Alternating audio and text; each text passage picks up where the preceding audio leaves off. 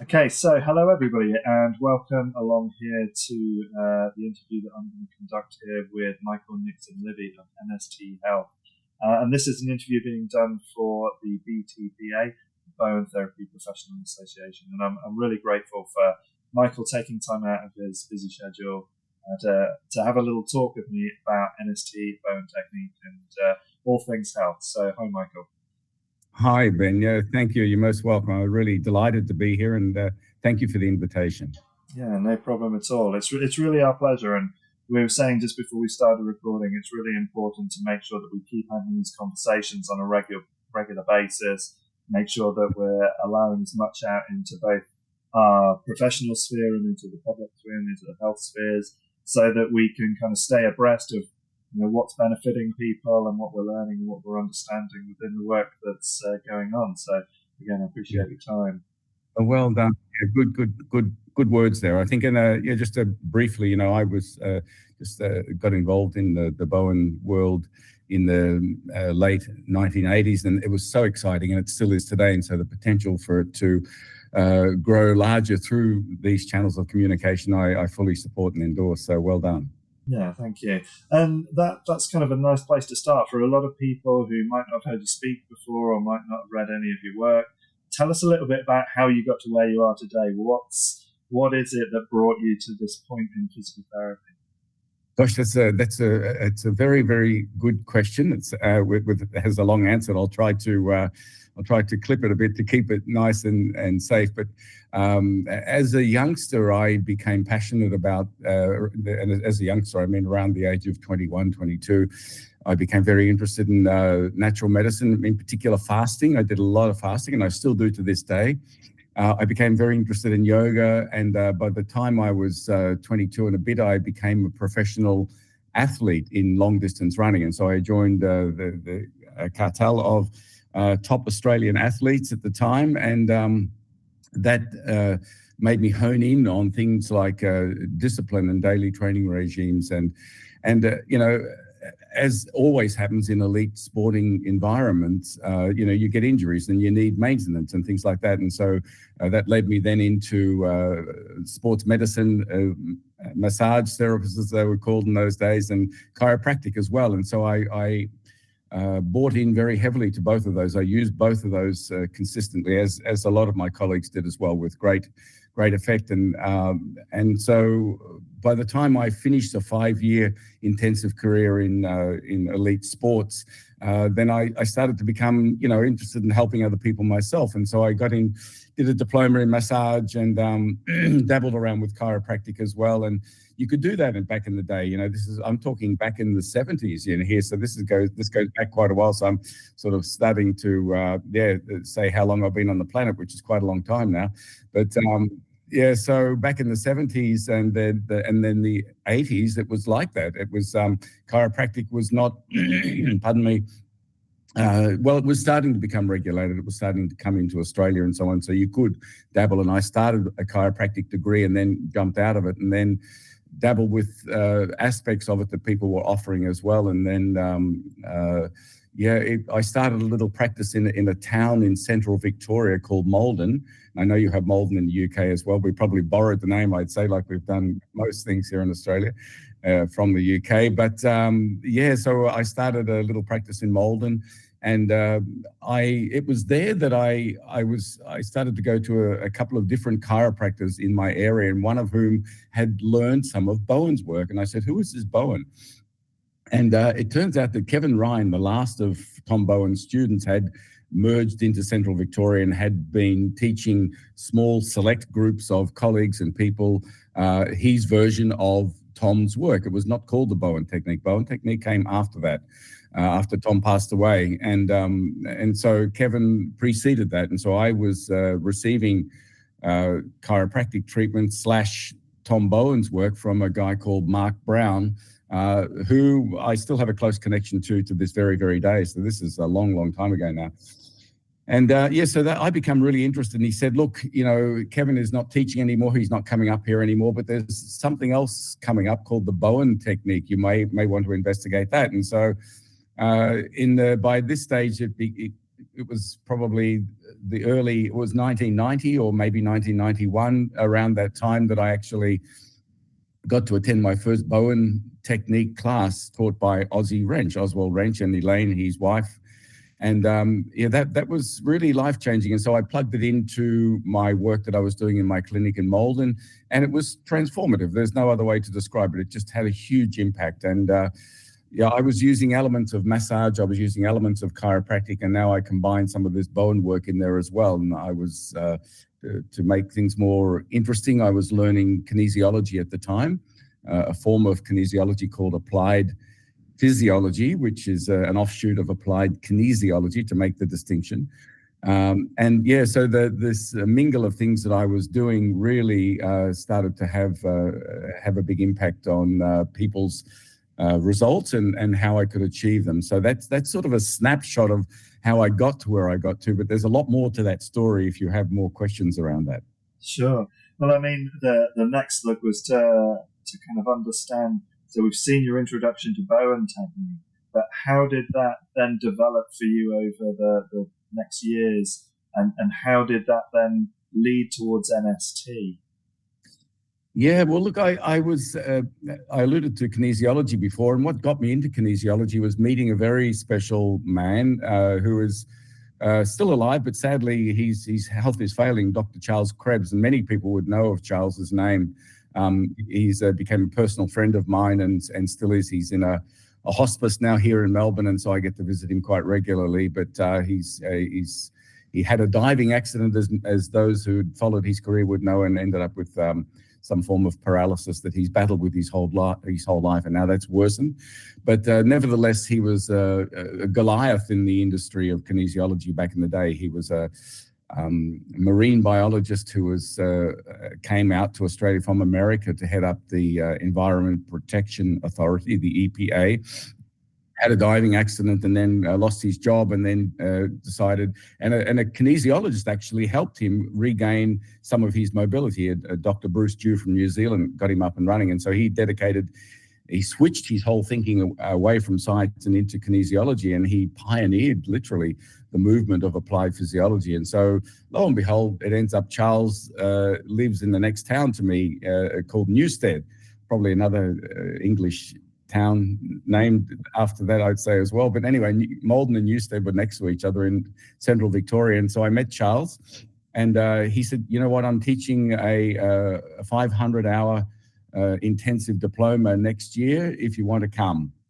And that 500 hours incidentally turned into 1,000 hours because of just the amount of material that was in there. So there's about 16 of us who got through the course unscathed almost, and came out with a diploma at the other end. But that experience in itself was transformational as well. And so, yeah, I'd had on the one side my passion for Bowen's work and Bowen Technique, two distinct bodies of work that I'd learned in the late 80s / very early 90s. And now I've got this amazing technique of applied physiology that really had the ability to dissect the body in you could look at the nervous system, you could look at muscles, you could look at fibers of muscles. And you know, there was a thing called the 14 position muscle test for each muscle. And so you could test the muscle in extension and contraction, 7 positions each way, and they correlated to the meridians of the body. And so it became very creative and very precise as a way of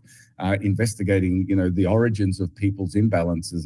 And so I became, you know, passionate about everything that I was doing, had a very, very successful clinical practice in many parts of Melbourne. And then at one time, Charles had broken off his work and gone into specifically into brain integration. He really started to focus more on brain integration as opposed to structural work and spinal work and just pain work, which he delegated to other people to do. And so he developed a whole program called LEAP, L-E-A-P, which is Learning Enhancement Advanced Program. And so to cut a long story short, he'd had so much success. He had people from all over Melbourne following him. He was booked out for months ahead, and yet he was a teacher at heart. And so he was leaving Australia to teach in Europe, United States, Canada, And when I say Europe, I include United Kingdom at that stage, which it was. And so so that left him little time to deal with his clients. So he contacted me one day. He said, look,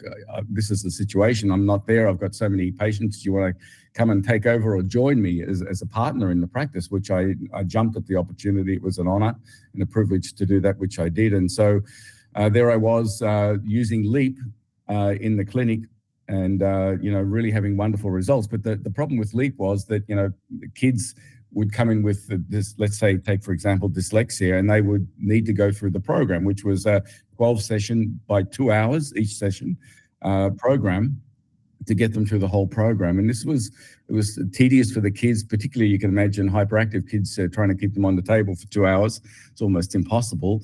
But dyslexic kids who could tolerate being on the table for that long, it was still tiring for them, but it produced good results. But at the same time, it was very, very expensive for the parents. We were not cheap. We were quite expensive back in the day. And so unbeknownst to Charles, I plugged in some of Bowen's work into the LEAP program, and it accelerated the program enormously. So no longer did I need to do 12 2-hour sessions. I could do 6 2-hour sessions, and they would get the same good results. So Charles comes back from overseas, and he has a look at the patient records, and he said, what's going on here? And he said, you're only doing 6 sessions, but you're getting through everything. And I said, well, sort of cap in hand a little bit-ish. I've been using some of the other work I've learned, and true to Charles's nature, he just celebrated that. He said, that's fantastic. That's wonderful. Well done for taking the initiative, and show me what you've been doing. And then he went to Bowen. He went to learn Bowen himself as an offshoot of that conversation. And so came back and he said, what have you actually done? And I said, well, I've used some of Kevin's work and I've used some of Bowen Technique. And he said, well, if you really want this to be predictable, you've got to do some clinical research on it. And so he, being a scientist, was a researcher at heart. And so we set up a research program into the effectiveness of the body of work that we both come to know as Bowen's work at the time. And so we pulled it apart and used the 14-position muscle testing system to evaluate every aspect of it. And so we could see things that we were being told in Bowen Technique to do or not to do that didn't really make sense, and we could prove and disprove what was good and what was not good. And so this really led to a lot of the adoption of Kevin's style of doing work, as opposed to perhaps the Bowen Technique style of doing work, and some of that to do with pressure, some of that to do with the configuration, some of that to do with the accuracy of the points, because there was a lot of inaccuracies around that we were able to identify. And moving on to an acupoint, or moving on to a ligament, or moving on to a bit of a ligament acupoint connection were some of the significant changes that we made that started to become NST. And so at that point, there was really no system in place. There was no intention of a system being in place. In fact, I'd become a teacher of the Bowen Technique by that stage, by 1992, for Ozzy and Elaine, and I really loved their work. But ironically, at a certain point with Oz and Elaine, I was one of their first 4 teachers. There were 3 women and myself, Elizabeth Mitchell, Izzy Saunders from England, and Libby Gordon. They were the 3 divas who were the first teachers, and I became the first bloke to teach. So we were 4 teachers who taught Bowen Technique in and around Australia. And then we had some issues with how things were being run at the time, and I don't really want to delve into the politics of it all because it's old stuff now, but we all resigned at the same time. And so then Oz and Elaine picked up some other teachers. And so I said, if it didn't fit with my principles, I wasn't going to do it. And so not long after that, Charles said, look, I'm going to a conference in Italy, a kinesiology conference, and I'd like you to come along and tell them about some of your discoveries, because this can have a huge impact on kinesiology, on the world of kinesiology. And I said, Charles, yeah, but come on, who's going to run the clinic, and, how is it all going to work? And he said, the clinic will manage itself. Don't worry, the clinic will manage itself. I said, okay. Well, so he convinced me. And so off I went to a place called Lake Garda in Italy and presented my findings of what I was doing there. And off the back of that, and there were osteopaths there were chiropractors there were kinesiologists there. They said, we want you back here next year in 1996 and to teach it to us. Will you do that? And these were osteopathic colleges, really prestigious ones, and kinesiology institutes like the IAK Institute, which is really the biggest in the world in Germany. It was at the time. And so they were very, very prestigious invitations that I didn't have the heart to refuse. So I thought I was going to Italy just to do a presentation of my findings, but I come back to Australia with this offer to change my whole life. And so within the space of 9 months, I was able to correlate all of the work that we'd been researching in the previous months and year, and form it into a proper body of work that was called NST, that we gave the word NST to, which was really a name that was offered to us by the Germans. The Germans came up with that name. That was their idea, actually, not mine. So NST was born, and it was taught in a osteopathic college in the south of France, near a town called Marseille, and to a group of about 30 osteopaths who just loved it, and it took off. And from there I went to Germany, to Belgium, to Spain, to Italy, to Canada, United States, back to Australia, of course, as well. And so NST really exploded, and it's really been going ever since. It has not stopped, and COVID halted it in its tracks, as it did most things, but it's starting to come back again now. So that's a bit of a scaly snapshot of the genesis of it all. But it's absolutely beautiful to listen to as well. And one of the things I love about speaking to people such as yourself is just that breadth of time of being involved in these subjects, and all of the cases you get to see, in thousands of hours of practice that you get. That, I always find it interesting watching the newer generations of practitioners coming through, and watching them in those early stages of cutting their teeth, and the difference that it is that when you have got, kind of in excess of 10,000 hours under your hands, and just that time spent working with people, with bodies, with situations, it's amazing what it leads through to seeing that you just can't imagine when you begin on the road, decades before that as well. So it's really beautiful to listen to that transition over time from you. Thanks, Ben. Thanks a lot. Yeah, well said. Well, nicely observed as well, and nicely, summarized. Thank you. But it's been a big journey, and I've just maintained a passion with every seminar I've taught over the years, and with the people I've met and so on, and just to get the work out there and to make it well known, and I think people who learn the work are so excited by it. And so appreciative of what you've taught them, and then their patients are so appreciative of the results they're getting that they haven't been able to ever achieve before under the hands of either the same person or other persons. That it is entirely exciting. That you can't help but be excited by it. That's just a natural, organic benefit of doing the work, really. Yeah. So help us just to understand a little bit more in terms of how you define NST and what makes NST as opposed to Bowen or osteopathic or some other approach into the body. Yeah, that's a good question. Really good question. I think, for me, I understand NST along its the lines which it evolved. And if we sort of backpedal a little bit to the clinical trials and studies we did, there was a whole range of things that we were able to isolate from looking at Kevin's work in particular. I was a patient of Kevin's too for quite some time, and naturally gleaned a lot from that. And I worked very closely with one of his students as well, and so Lisa Taylor. And so that really helped me to understand a lot more about what Tom had done. And there was quite a bit of and again, this is political, so I don't want to touch on it too much. Quite a lot of disagreement, if you like, and to put it mildly, between the latter students of Tom, Kevin and Romney Smeaton, and the earlier students, and they had completely different points of view about the work and how things were done. And that may be all valid for every party involved, because some saw his work earlier, some saw it later, and I understand that. But there's some quite firm opinions around it all between these Tom students as well. So we leave it at that. But I became, and I loved Aussie, and I loved Elaine, and I loved what they did as well. And I still love what they've done, because I think it's been enormous for the world, just fantastic. And the gift that they've been able to take to the world has been fantastic. And I don't necessarily need to agree with everything, but I can see the enormous benefit in what they've done for the planet. Literally, it's been fantastic. So.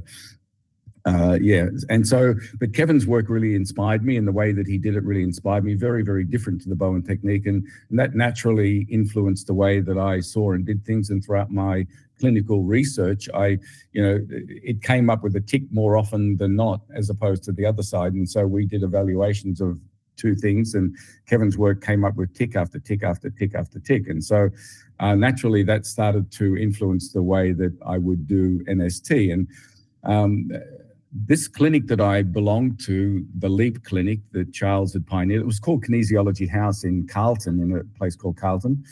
And so, do you have a Carlton in the United Kingdom? You probably do. Probably. Anyway, we had, it was a multidisciplinary clinic, mainly kinesiologists, but there were a few other people there as well. And one of the other people, and this kind of completed the cycle or circle for me to some extent, was a very, very unique man, another very unique man called Dr. Trevor Creed. He was a chiropractor, and he was a SOT chiropractor. So that means he was a sacro-occipital technique chiropractor. So this is more of a soft tissue version, if you like, of chiropractic, more leaning towards osteopathy. So it's the founder of SOT was a man by the name of Major Bertrand Desjarnette. Major being, he wasn't a military guy, that was just the name his mum and dad gave him. So Major Bertrand Desjarnette. But he was an icon in the United States for many years, and he led the whole movement of SOT. And interestingly, SOT spawned the beginning of kinesiology. So one of the members of SOT, Dr. George Goodhart, became the founding father of applied kinesiology. So it kind of completed the circle. So lo and behold, we have this guy coming once a month from the Western Districts of Victoria, a guy by the name of Dr. Trevor Creed, as I said before, to do sessions for people using his version of SOT. But the only difference with Trevor's version of SOT was that he never touched the body. And you think, hold on a second, whoa, this is getting a little bit spooky, you know? So this quite large man comes in, he's all dressed up in a white shirt with a tie. He always came with a collar and tie, impeccably dressed. The waiting room was full of people. There'd be about 30 people there, and Trevor would take them upstairs, and those who were in wheelchairs who couldn't get upstairs would be treated downstairs. And so he would do this waving across the body and following, to him, pathways that were well known and so on. And so I'd heard about him. I said, come on, he's got to be joking, you know. And so he invited me for a session one day, and I walked out of that session a changed man. You know, I felt I'd been chiropractically adjusted from head to toe, and he had not touched me, apart from at the end where he touched my levator scapula while I was just about to leave the table, and touched his two fingers on both midway points of levator scapulas and said, just hold for a second, and touched the top point of my head and said, hold for a second. And I left, I was giddy, I was dizzy, I felt I'd had a serious chiropractic. I said, this is seriously weird. So I became so interested in Trevor's work, it really became yet another passion. I said, how did you do that? You know, and he said, well, this is the etheric template. We are adjusting the etheric template according to Desjarnette's template, you know, Desjarnette's physical template. And so he explained to some extent how all of this worked. And then I followed his trainings, as you do. As I did, I become obsessed with Trevor's work as well for a while. But this was intermingled around the same time that I was doing the clinical research and so on. And so when I come back from Garda in Italy with this offer to go back and teach in the osteopathic colleges, NST was still in scraps. It was still in, reams of paper and folders and things like that. There was no system. And so I went to Trevor and I said, what do you think? How would you put something like this together? And he said, well, what's wrong with the secondary respiratory mechanism? You want to do some testing around that. Have you evaluated that? And I said, no, I haven't.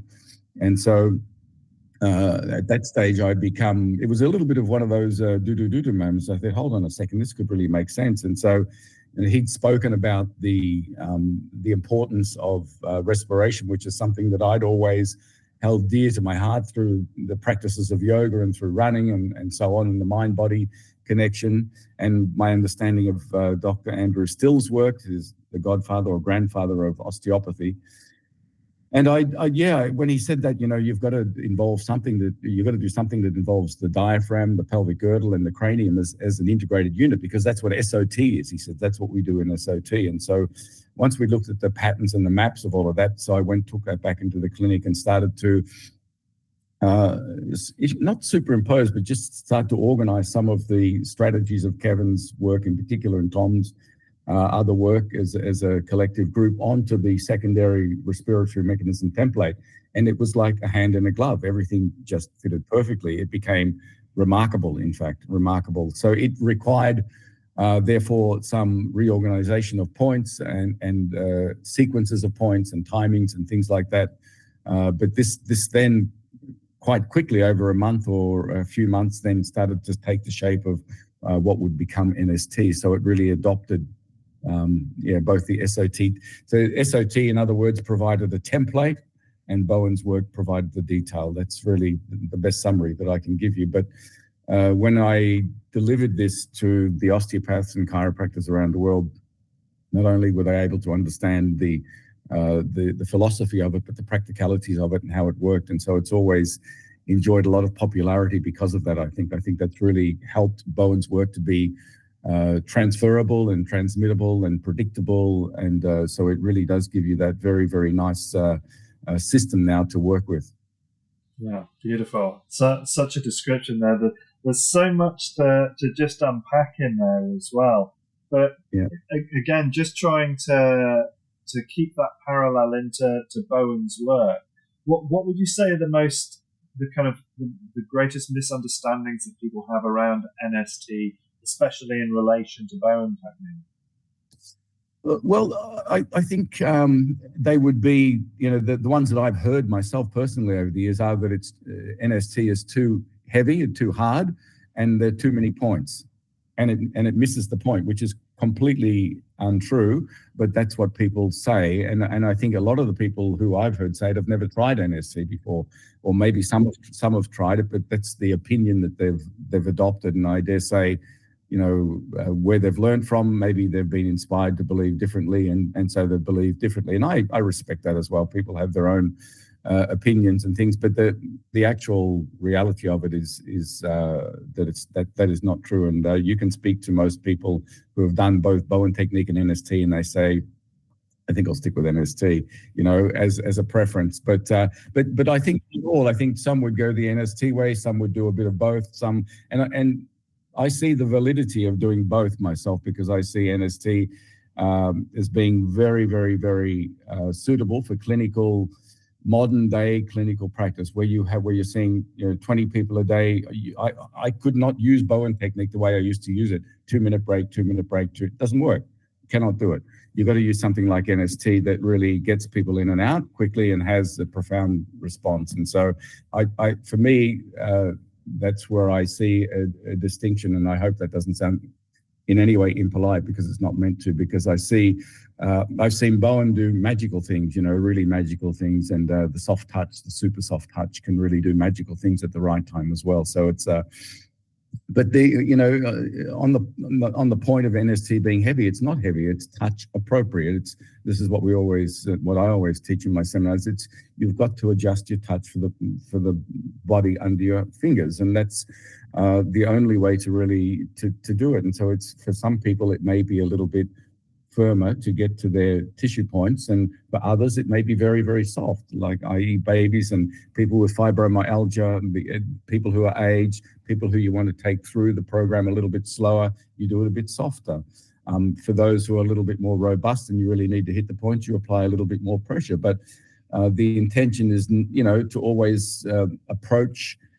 I would never go through a pain threshold. I would maybe always stay under a pain threshold level. And every day I make mistakes and I exceed that. Unintentionally, I twang somebody in a way that makes them jump a little bit.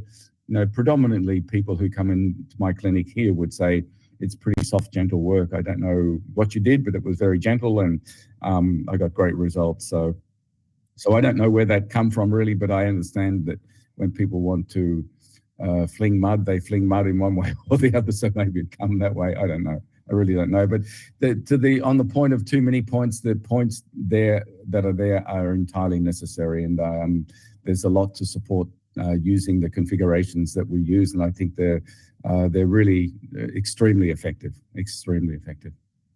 I think one of the things that it really highlights is that when we take seeds of ideas as well, or emerging ideas, as Bowen has been over the last 40 years or so, and the work that complements it in areas like chiropractic, osteopathic, kinesiology, is that with so many people being able to explore those with so many different individuals, so many different health conditions, we're just coming up with different ways of being able to play with similar material, and they're appropriate for different types of settings and different types of conditions. So when we're working with different, whatever the scenario is, the fact that there's so many ways that this type of work can be expressed, I think, is one of the richest things about it.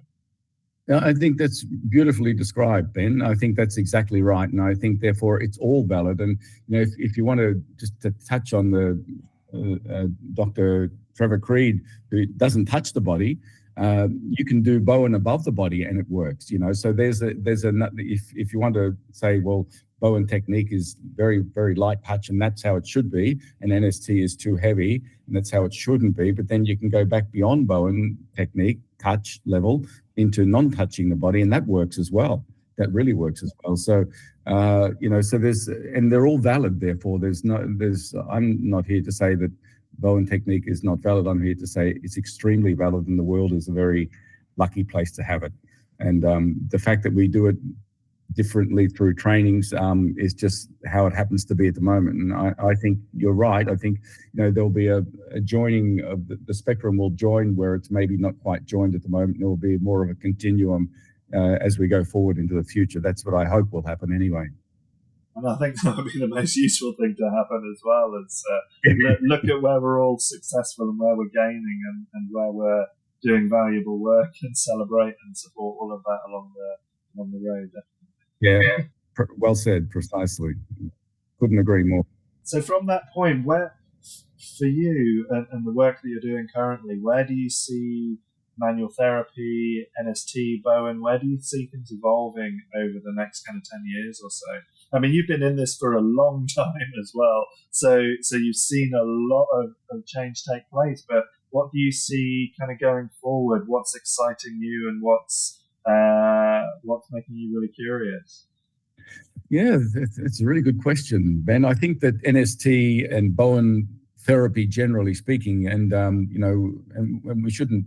I have already disregarded other forms because there's things called fascial kinetics, which is a different slant on things as well, and a few other versions too that all have their own validity to them as well. But I think the industry as a whole, the Bowen therapy industry as a whole, really is largely unknown when we compare the small number of practitioners around the world who are doing it to the vast number of people out there who are professional practitioners, and people have never heard of it.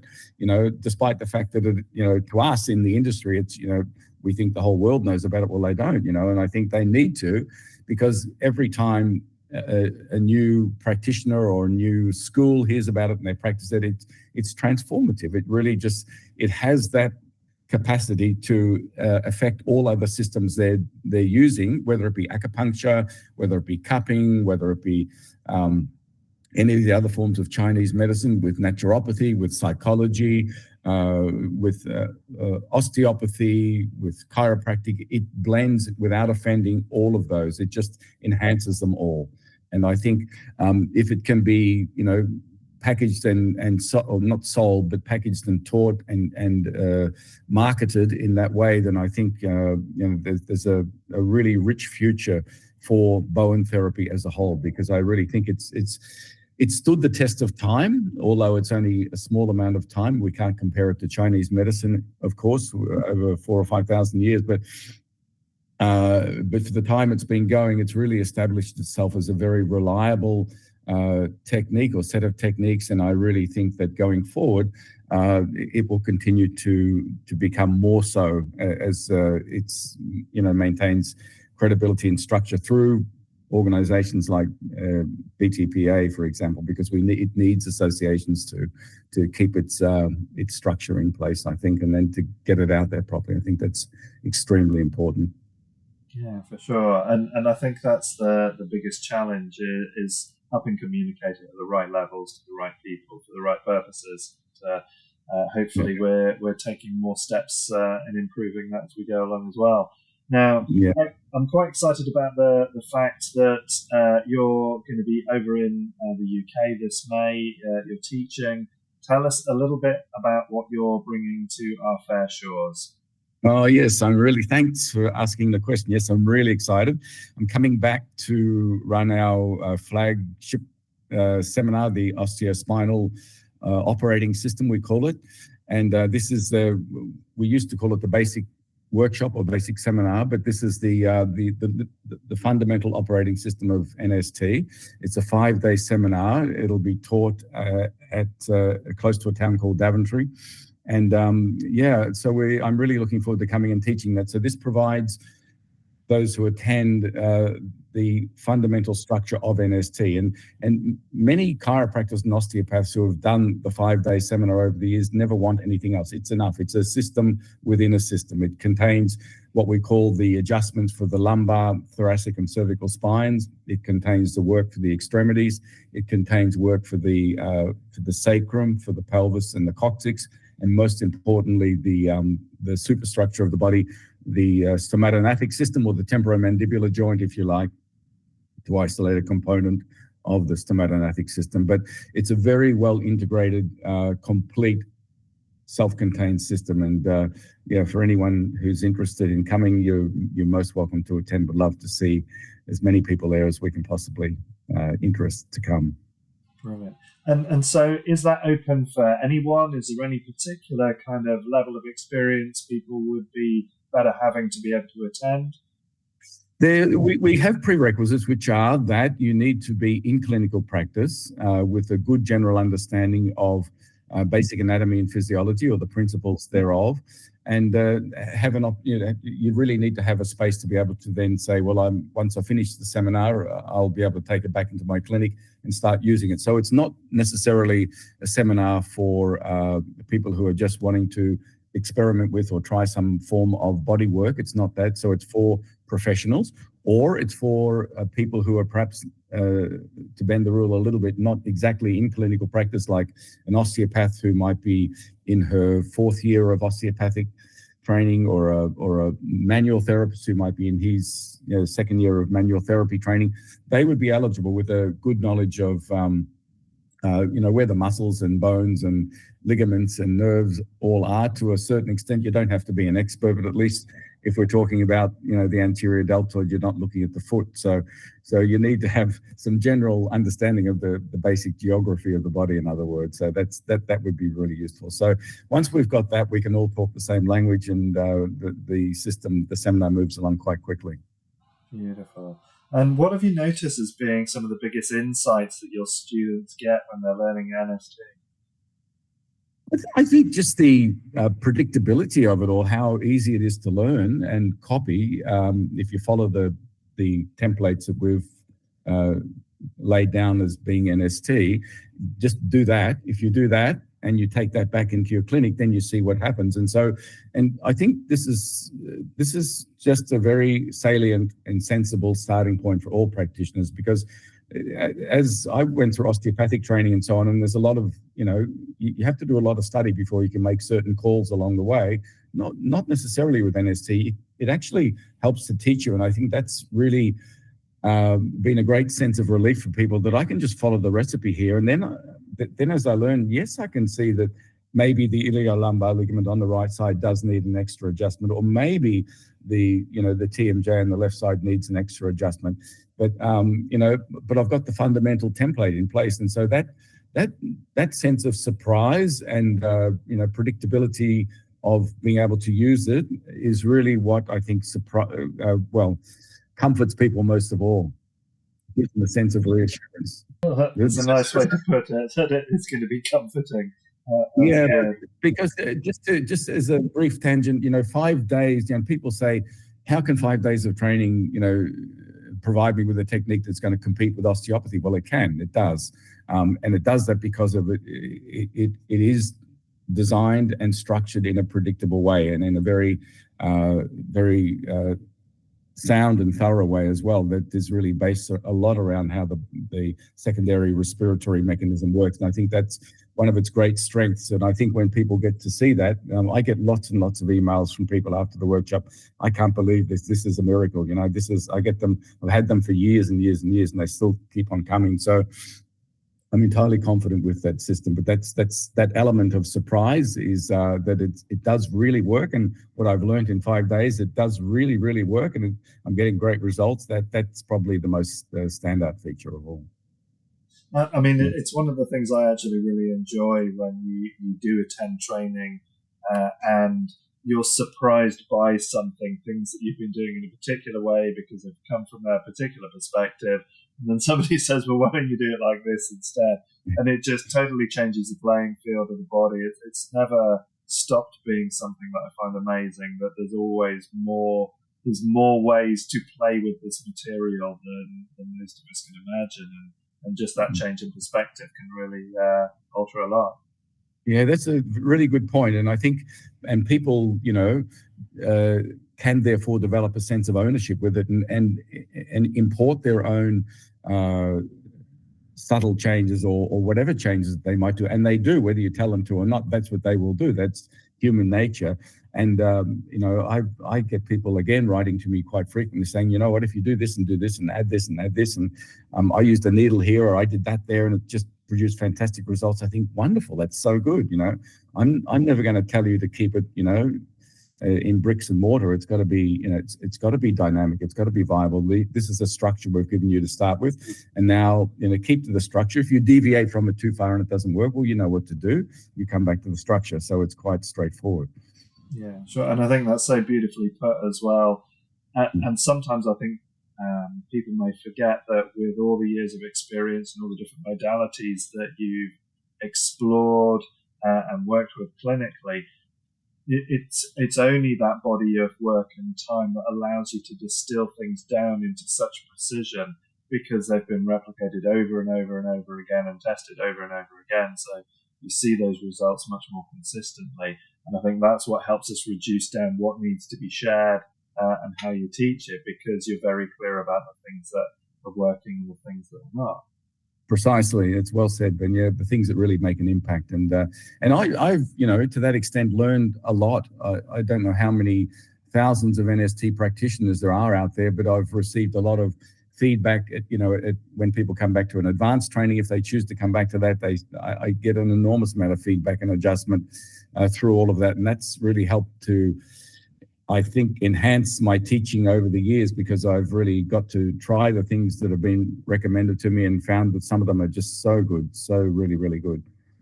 That yeah. So with that in mind, what do you wish that someone had taught you when you were kind of in your early years of practice that's now fundamental to the way that you explore bodywork? That's a really, really good question. Well, I would say things like, I think probably one thing that really comes to mind when you ask that question is just being present for the patient. I think this is a really powerful thing to do. And, the technique is the technique, but, entering a space that is both respectful for the patient and one that wants the best for the patient and being, peaceful in the space, I think really puts you into a space yourself where you can start to become a lot more subtle with the work that you do. And, there's the old saying that, energy follows thought. And I think if you become more centered when you're working, I think you can actually start to focus in on and just be curious about what structures are actually changing in the body. And as you ask yourself that question, whether I'm imagining it or not, I believe you can see them shift, they move. And and I think that ability to stay focused and stay present and to want the best out of it for the person, I think, is a really important thing. Just this is, I'm entering this person's private space. I take it on as an honor that I've got the opportunity to work with this person to somehow alleviate pain and discomfort from their life and maybe educate them in the process a little bit. And so me being able to stay in that frame of mind throughout every session is important. And so if someone had told me that years ago, it would have been good, but I've learned it slowly, but I really value it very, very much now. Yeah, I'm really glad to hear you say that as well, because it's something I think is really fundamental to our practice is where we are.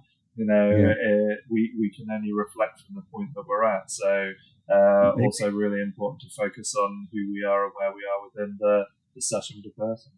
Yeah, and I just thank you for saying that as well. And I'm glad you share the same point of view. And if I'm not sure if you've ever heard about it, but there was back in the times when Tom Bowen was practicing, apparently above one of the doorways in his practice, he had this statement that said when something like, I may not pass this way ever again, let me not ignore or defer this opportunity to show some kindness or help this person. I think John O'London or someone else might have been responsible for writing it, but it really, I've thought about that a lot over the years, and Ozzy was great at really getting that message across. It was one of his mantras as well, and he was very, very good at communicating that to everybody as well. And that really made a big impact on me. And I think, and I think Tom must have done that. I'm just guessing, but I'm thinking he must have done that, because I noticed when you do that, when you do have that frame of mind, it does make your hands more sensitive. It does make your touch more sensitive. And so I think, there's a lot of wisdom in that statement. Maybe he had a deeper understanding of it than what we have, or what we have at the current point in time, but maybe it's worth exploring. Yeah, and also maybe it's something that only evolves when you've had enough time to have your hands in enough places and do enough work that just becomes how you are inside as well. It's true. I think it's true. Really, really true. Really true. So what else do you think that we should be exploring in bodywork that you feel isn't getting enough attention? What areas do you wish or would like to see people doing more work and doing more research? I think in particular the emotional side of things. I see people. You can't say that I'm not a psychologist because I'm doing body work. If you're doing body work, you're doing psychology, I believe. And if you're doing psychology, you're affecting the nervous system in the body, therefore, at the same time. There's no disconnect between the body's emotional processing systems, whether they be the peripheral nervous system, the autonomic nervous system, the enteric nervous system, the central nervous system, the whole sensory nervous system connected to the fascia and the vagus nerve. There is no disconnect. And so it's, but I find, and we ask this on our intake sheet, just as a slight sidestep, when people come in, tell us about why you're here, what you want to correct, what time frame in which you expect it to be corrected. And then it's 2 pages, our intake sheet, and on the second page, on the last part of the second page, there's a block of typical things that people can tick. So it's very, very open-ended, and everything from pain to relationship problems to financial problems to bereavement to children problems at home to intimacy problems, whatever it might be. There's a whole block of things that they can tick, and we invite them. We just say, please place a tick next to any one of these that you think belongs to your life or to you at the moment, and place 2 ticks against anything that you would really like to resolve. And so people are quite surprised by that. They come in with a back pain, and they're discovering they're filling out a good portion of the things on the list. And so we immediately start to have a real conversation about what's happening in your life. Can you tell me about this? Because 9 times out of 10, that emotional issue has been what's disturbed the nervous system or the neuromuscular system, the musculoskeletal system, significantly to generate pain. And so it's good to know about that. And so even though you may be saying to yourself, if you're listening to this, well, I'm not a psychologist, I'm not qualified to do that. having a conversation, just, asking about that can sometimes be enough. And it's certainly, when that's done in the context of a healing environment or a session, it is very, very potent without even needing to take it anymore. But if you do happen to be a kinesiologist or a counselor or whatever, you can deepen that quite quickly as well, and you can investigate that quite quickly, and that becomes a much more complete package of work. And so I would say, including emotions or emotional work in with the body work, I think is something I would like to see happening, and I think needs to happen going forward. Yeah, absolutely. And I think we're seeing that certainly in frames like Peter Levine's somatic experiencing and similar types of work that are going on, certainly within things like breath work as well. People are looking to integrate different parts of body and mind. And again, from the integral approach that I tend to work with, we look at the subjective side, the mind and culture relationships and the object of the body, behavior, and so on. And this idea that you can't create a change in one side without there being a correlate in the other. So there's always a jump between each other.